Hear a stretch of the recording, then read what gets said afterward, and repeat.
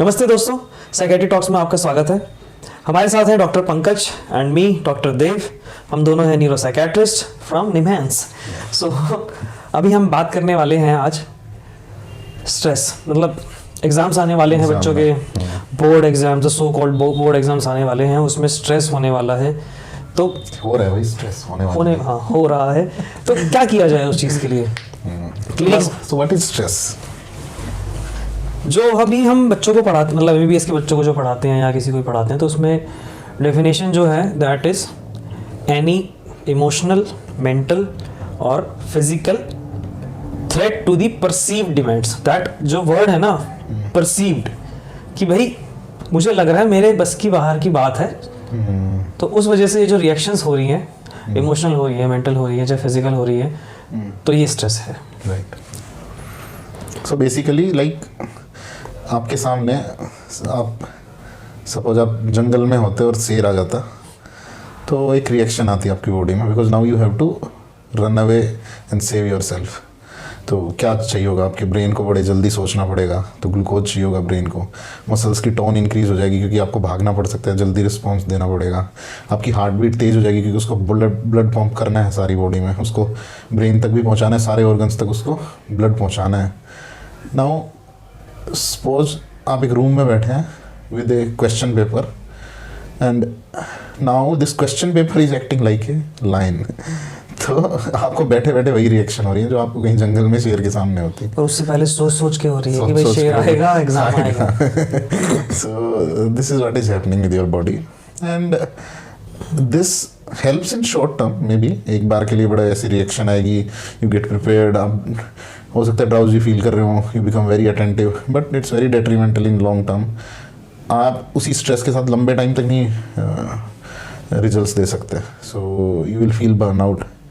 थोड़े टाइम बाद आपको लगने लगेगा इस तरह नहीं चल सकते, आपकी अटेंशन अफेक्ट होने लगेगी, आप फोकस नहीं कर पाओगे, चीज़ें रजिस्टर नहीं होंगी। So it is similar to like you have open some 20 files on a computer. So आपकी रैम काफ़ी सारी ऑक्यूपाई हो गई, so the processor will slow down. ठीक है, नई चीज़ें रजिस्टर नहीं हो रही हैं, which will come as some memory issue. So students come and tell कि मेमरी का इशू हो रहा है, याद नहीं हो रहा है, हमें भूलने की बीमारी हो गई है, कुछ ऐसा दे दो जिससे एकदम से मेमोरी बूस्ट हो जाए। कुछ अपने आप खाने लगते हैं, तो सोचते बादाम खाएंगे मेमोरी ठीक हो जाएगी। बहुत सही। हम दोनों तरीके से बात करने वाले हैं कि स्टूडेंट्स भी क्या कर सकते हैं और पेरेंट्स क्या कर सकते हैं, क्योंकि हो सकता है बच्चों को बहुत ज़्यादा कुछ और एक्टिविटी कर पाने का टाइम ना हो इस टाइम पे, कुछ रिलैक्सेशन एक्सरसाइज वगैरह। तो हम पेरेंट्स के पॉइंट ऑफ व्यू से भी बात करें कि वो कैसे बच्चों का साथ दे सकते हैं इस समय पे। तो पहले हम बात करते हैं कि पेरेंट्स क्या कर सकते हैं। आप बताइए, पेरेंट्स सबसे पहले क्या कर सकते हैं बच्चों के लिए? I think parents they have gone through this period. Most of them they have gone through. अपने टाइम में वो सोचते थे कि कम प्रेशर हो, इतना प्रेशर फील ना करें। जब बच्चे की बारी आती है तो वो दे बिकम द एग्रेसर्स कि नहीं ऐसे करो, इतना अच्छा नहीं आएगा, कॉलेज नहीं मिलेगा, ये नहीं होगा, वो नहीं होगा। अननेसेसरी प्रेशर नहीं लेना चाहिए। इट्स अ बिटर ट्रूथ कि हाँ मार्क्स नहीं आएंगे तो अच्छा कॉलेज नहीं मिलेगा, सो कॉल्ड अच्छा कॉलेज नहीं मिलेगा। But I don't think long term में कोई बहुत ज़्यादा डिफरेंस क्रिएट करेगा कि वो आप एक बार मार्क्स ले आए और आपको सपोज आपको ए कॉलेज मिलना था, आपको बी मिला, एंड आप if you are intelligent, if you have that attitude to learn, if you have skill set, आप nobody can stop you from। वैसे भी आप आजकल तो स्किल का ज़माना है, वो नंबर वाले ज़माने में आप बहुत जाते वो जो कह रहे हैं कि जो कहते थे कि लाइक सो कॉल्ड हमारे पेरेंट्स जो एक बोलते थे ना कि सक्सेसफुल होना है तो ये डिग्री कर लो, फिर ये जॉब भी मिल जाएगी, फिर वो कर लो। आज उससे ज़्यादा सैलरी, उससे ज़्यादा जॉब सेटिस्फेक्शन कोई कंटेंट क्रिएट कर रहा है उसको मिल रहा है। कोई किसी ने छोटे छोटे कोर्सेज करके स्किल सेट कर लिए, वो पार्ट टाइम। तो बच्चों को सपोर्ट करना, साथ देना बहुत ज़रूरी है कि बेटा हम तुम्हारे साथ हैं, चाहे जो भी हो, तुमसे जितना होता है उतना करो, बाकी हम तुम्हारे साथ हैं। उसको ये श्योरिटी होगी कि पेरेंट्स गुस्सा नहीं होंगे, नाराज नहीं होंगे, उनकी नाक नहीं कटेगी, है ना, कि उसके अगर नंबर कम आ गए तो वो बच्चा शांत रहेगा और स्ट्रेस नहीं होगा, एंजाइटी नहीं होगा, और एक्सट्रीम स्टेप्स जो हमें देखने को मिल रहे हैं सोसाइटी में वो नहीं होंगे। हम कोशिश करेंगे जितने बचा पाएं, पर ये पहला स्टेप है कि उसको एक्नॉलेज करना कि हाँ बेटा तुम्हारी मेहनत हो रही है। राइट। और वो कहीं ना कहीं प्रेशर मुझे नहीं लगता अच्छे रिजल्ट्स में ही रिफ्लेक्ट होता है। वो बहुत बार एक गलत आउटकम में ही निकल के आते हैं। वो अंडर स्ट्रेस आप पढ़ते हो, आप एक आपको लगता है आप बहुत ज़्यादा पढ़ रहे हो, आप बैठे हो पूरे दिन, I am studying for 14 hours, आप विद एफिशिएंसी आप 8 आवर्स पढ़ लो, मोर देन इनफ है। वो कोई 8 घंटे पढ़ ही नहीं पाता है विद एफिशिएंसी। अच्छा डॉक्टर पंकज, एक चीज़ मैंने देखी है, पेरेंट्स जब बच्चों को लेके आ रहे हैं कि इनको किस बात का स्ट्रेस है, हमारे ज़माने में हमें घर का काम भी करना पड़ता था, स्कूल भी जाना पड़ता था, हमें सब कुछ दे रखा है। इन पेरेंट्स के बारे में के लिए क्या बोलना चाहेंगे आप? These are very, I mean, I feel like pity on them कि पेरेंट्स पे बच्चों पे पेरेंट्स एंड चिल्ड्रन बोथ कि आप नहीं कंपेयर कर सकते दोनों टाइम्स को। इट्स नहीं कर सकते यार compare। टोटली इलॉजिकल सेइंग कि वहाँ के अलग सर्कमस्टांसेस थे। It's like you comparing Bradman with Virat Kohli और comparing somebody who played some 70 years back। Different conditions थी, डिफरेंट तरह के चैलेंजेस थे, हर इक्विपमेंट्स डिफरेंट थे, स्पोर्ट जिस तरह खेला जाता था वो डिफरेंट था। सो आपने अपने टाइम में किया, अलग तरह के सर्कमस्टांसेस थे, आपके अलग वो थे। आई मीन इफ द बच्चों को मिलने वाली जिस तरह की बेनिफिट्स हैं वो इंक्रीज हो गए हैं। सपोज आप कहोगे हमारे टाइम में लाइट नहीं थी, हमारे टाइम में एजुकेशन लेने के लिए हमें बड़ी दूर जाना पड़ता था, ट्रांसपोर्टेशन नहीं था, बट आप आज वो चीज़ें इंक्रीज हो गई तो सबके लिए इंक्रीज हो गई हैं। And if you are competing in a world जहाँ आप बेसिकली यही कह रहे हो ना कि सो एंड सो कॉलेजेस में 100 सीट्स हैं, अब 100 के लिए पहले फाइट करने वाले डिफिकल्टी एक्नॉलेज करनी जरूरी है उस बच्चे की ना। आप वो ऐसा नहीं है ये स्टेटमेंट बच्चे को शेयर करने से रोकती है। अभी कल ही की बात है, बच्ची थी 14-15 ईयर्स की होगी, सेम बात उनके पेरेंट्स ने रखी। मेरा सीधा मैंने क्वेश्चन आया कि ऐसा क्यों लग रहा है सारे पेरेंट्स को कि हमारे टाइम में या इस बच्चे के टाइम में ही सारी चीज़ें अच्छी हैं, आपके टाइम में ख़राब थी। बच्ची को इस पॉइंट पे बच्ची इज़ लाइक रो पड़ी हो बच्ची कि सर ये वाली बात आज तक ज़िंदगी में मेरे से किसी ने नहीं करी कि मेरी ज़िंदगी में भी तो डिफ़िकल्टी हो सकती है। हो सकता है पैसों की ना हो सकता है रहने की ना हो, पर डिफ़िकल्टी हो सकती है। तो पेरेंट्स तो उसी चीज़ को डिफ़िकल्टी समझते हैं ना जो उनके लिए डिफ़िकल्टी थी। So it's a difficulty in their perspective.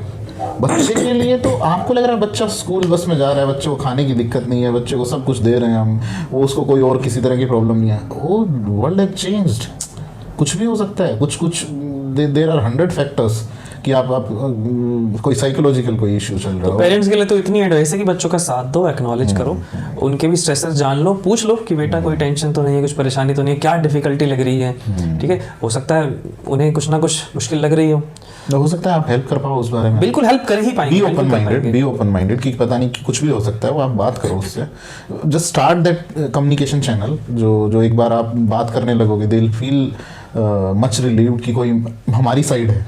They are not sitting across the table कि क्या हुआ, क्यों हो रहा है ऐसा, क्यों नहीं पढ़ाई हो रही है, क्यों नहीं रिजल्ट्स अच्छे आ रहे हैं। और बच्चों के लिए जो हमारी एडवाइस रहेगी वो ये है कि जितना हो सके पढ़ते रहें, बीच बीच में फ्रीक्वेंट ब्रेक्स लें, ब्रेक्स में स्क्रॉलिंग ना करें। ठीक है, वो ब्रेक नहीं होता। अगर 5-10 मिनट का ब्रेक लिया और जाके इंस्टा रील्स या फिर यूट्यूब शॉर्ट चल रहे हैं आपके, तो वो कोई ब्रेक नहीं माना जाता। दिमाग एक्टिव है, ब्रेक का मतलब शांति। Just get up from your seat, go to kitchen, कुछ खा लो यार, एक कुकी खा लो, थोड़ा चीनी ले लो मुंह में, पानी पी लो, ठीक है। जस्ट गो आउटसाइड, हैव थोड़ा सैलेड ले लो, कुछ हेल्दी ले लो, have some mindful deep breaths, have some deep breaths. Deep breathing की बहुत वीडियोस आपको YouTube पे मिल जाएगी 5-5 मिनट की, टाइप करो 5 minute deep breathing and use that Pomodoro technique कि 30 मिनट्स बैठो, 4-5 मिनट का ब्रेक लो, फिर 30 मिनट्स बैठो। सारे जितना आज आपको पढ़ना है उसको आप मल्टीपल 15-20 छोटे छोटे चंक्स में डिवाइड कर लो and then try to complete those small tasks. वो कॉन्फिडेंस भी देगा कि देखो मैंने इतना कर लिया, मैं 30 मिनट्स के लिए बैठा था, इतना कंप्लीट हो गया, अब मैं 5 मिनट्स का ब्रेक लूँगा। जो हमने बताया वो वैसे उस ब्रेक में वो सारी चीज़ें करेंगे और फिर नेक्स्ट 30 मिनट्स स्टार्ट करेंगे। उसमें फर्स्ट 3-4 मिनट्स के लिए जो पहले 30 मिनट में पढ़ा था उसको ब्रीफली उसको रिवाइज करो and then again read for 30 minutes. ऐसे ब्रेक ले लेके आप करते रहो, हो जाएगा। और एक और चीज़ जो कुछ बच्चे आके कंप्लेंट कर रहे हैं, कह रहे हैं कि सर मैं पढ़ तो बहुत रहा हूँ, मुझे याद नहीं रहता। भैया किसी को याद नहीं रहता उस टाइम पे, ऐसा लगता है, ये सूडो फीलिंग होती है। हमने भी करी MBBS में, MD में भी, हमें भी ऐसा लगता था कि यार कल एग्जाम में जाके क्या लिखेंगे। सबके साथ होता है, आपके साथ हो रहा है, हमारे साथ हो चुका है, बहुत सारे लोगों के साथ हो चुका है, पर एग्जाम में याद आएगा। इट्स पढ़ना नहीं छोड़ना। Just recall this. कुछ लोगों के लिए बड़ा अच्छा काम करता है, आई थिंक सबको करना चाहिए वैसे तो, कि जस्ट राइट कीवर्ड्स, छोटे छोटे नोट्स बनाओ जो भी आप पढ़ रहे हो and try to recall those. Recall revise, mind को बेसिकली ट्रेन करना है कि जब जरूरत पड़ेगी तो मुझे रिकॉल कर सकता हूँ मैं। ओके वो आपको दिखाएगा भी आप कितना अच्छा रजिस्टर कर पा रहे हो। आप जो भी पढ़ रहे हो रजिस्टर हो रहा है नहीं हो रहा। कई बार हम पढ़ते चले जाते हैं, पूरा दिन पढ़ लेते हैं, इवनिंग में लगता है कुछ भी तो नहीं पता क्या क्या पढ़ा पूरे दिन। तो छोटे छोटे चंक्स में डिवाइड करके पढ़ो, फिर उसको रिकॉल करो, आपको पता चलता रहेगा कितना याद हो रहा है, कितना रिटेन हो रहा है। And if you are completing 80 to 90% of your syllabus, that's what we say कि आप कर रहे हो, and if you are able to recall 80% of that, you are good enough. आप अच्छा कर लोगे, बहुत अच्छा कर बहुत लोगे। अच्छा करो। तो अभी के सेशन की 3 बातें ही जानने की हैं। पहली चीज़, पेरेंट्स को एक्नॉलेज करना है, बच्चों को इमोशनली सपोर्ट करना है, बच्चों को बीच बीच में डीप ब्रीथिंग करनी है, मतलब उस ब्रेक का अच्छा फ़ायदा उठाना है, ठीक है। और पोमोडोरो टेक्निक यूज़ कर सकते हो। और आखिरी, रिकॉल होगा, मन में संभाल के रखो, रिकॉल होगा, ठीक है। कीवर्ड्स लिखो।